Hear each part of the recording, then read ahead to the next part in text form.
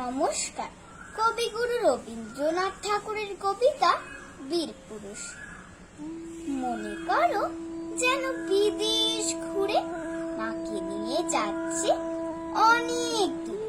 তুমি যাচ্ছ পালকিতে মা চড়ে, দরজা দুটো একটুকু ভাগ করে।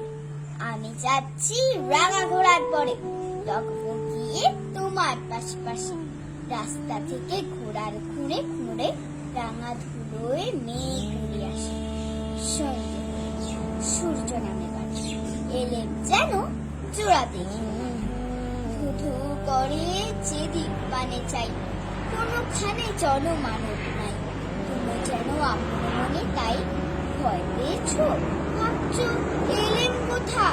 আমি বলি ভয় করো না মাগো, ওই দেখা যায় মরা নদীর সোতা। চুর কাটাতে মাঠ রয়েছে ঢেকে, মাঝখানেতে পথ গিয়েছে বেঁকে। গরু বাছুর নেই কোনোখানে, সন্ধে হতেই গেছে গায়ের পানে। আমরা কোথায় যাচ্ছি কে তা জানে, অন্ধকারে দেখা যায় না ভালো।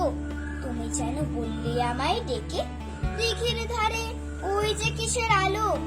এমন সময় হারে রে, ওই যে কারা আসতেছে ডাকছে রে। তুমি ভয় পালকিতে এক কোণে, ঠাকুর দেবদাস স্মরণ করছো মনে। বেয়ারাগুলো পাশের কাটা বনে, পালকি ছেড়ে কাঁপছে থরো।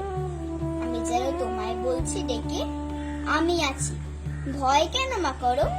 হাতে লাঠি, মাথায় ছাকড়া চুল, কানে তাদের গোজা জবার ফুল।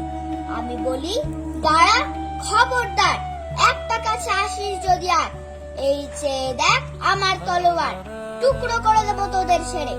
শুনে তারা লম্ফ দিয়ে উঠে চেঁচিয়ে উঠলো, হারে রে। তুমি বললে চাস নে খোকা ওরে। আমি বলি দেখো না চুপ করে। ছুটিয়ে ঘোড়া গেলেন তাদের মাঝে, ঢাল তলোয়ার ঝনঝনিয়ে বাজে। কি ভয়ানক লড়াই হলো মাঝে, শুনে তোমার গায়ে দেবে কাঁটা। কত লোক যে পালিয়ে গেল ভয়, কত লোকের মাথা পড়লো কাটা। এত লোকের সঙ্গে লড়াই করে ভাবছো খোকা গেলই বুঝি মরে। আমি তখন রক্ত মেখে ঘেমে বলছি এসে, লড়াই গেছে থেমে। তুমি শুনে পালকি থেকে নেমে চুমু খেয়ে দিচ্ছ আমায় কোলে। বলছো ভাগ্যে খোকার সঙ্গে ছিল, কি দুর্দশাই হতো তা না হলে। রোজ কত কি ঘটে যাহা তাহা, এমন কেন সত্যি হয় না আহা।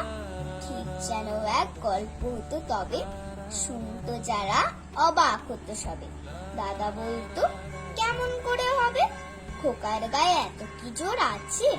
পাড়ার লোকে সবাই বলতো শুনে, ভাগ্যে খোকা ছিল মায়ের কাছে।